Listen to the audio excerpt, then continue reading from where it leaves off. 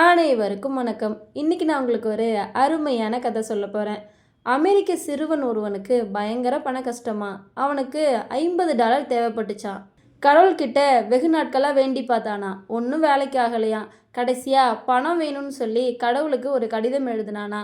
Address போட வேண்டிய இடத்துல கடவுள் அமெரிக்கா அப்படின்னு எழுதி தபாலில் போட்டுட்டானா. பட்டுவாடா பண்ண வேண்டிய தபால் அதிகாரி இந்த கடிதத்தை பார்த்து ஆச்சரியப்பட்டாராம். இந்த கடிதத்தை ஒரு விளையாட்டா வெள்ளை மாளிகைக்கு அனுப்பி வச்சாராம்.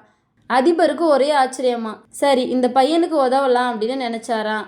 ஆனால் ஒரு சின்ன பையனுக்கு $50 ரொம்ப அதிகம். அதனால $20 மட்டும் அனுப்புவோம் அப்படின்னு அனுப்புனாராம். பணம் கிடைச்சதும் பையனுக்கு குஷி தாங்கலையாம். நன்றி தெரிவித்து கடவுளுக்கு மறுபடியும் ஒரு கடிதம் எழுதினானா. அந்த கடிதத்தில், ரொம்ப நன்றி கடவுளே, நான் கேட்ட மாதிரியே பணம் அனுப்பி வச்சிட்டீங்க. ஆனாலும் நீங்கள் அமெரிக்க ஜனாதிபதி ஆஃபீஸ் மூலமாக பணம் அனுப்புனதை நான் கவரை பார்த்து தெரிஞ்சுக்கிட்டேன். தயவு செஞ்சு இனிமேல் அப்படி அனுப்பாதீங்க. நீங்கள் அனுப்பின காசில் பாதியாக அவங்க திருடிட்டாங்க அப்படின்னு எழுதியிருந்தானா. இதோட இந்த கதை முடிஞ்சிருச்சு. இந்த கதை உங்கள் எல்லாருக்கும் பிடிச்சிருக்கும் நம்புகிறேன். இன்னொரு அழகான கதையில் நாளை மாலை 5 மணிக்கு சந்திப்போம்.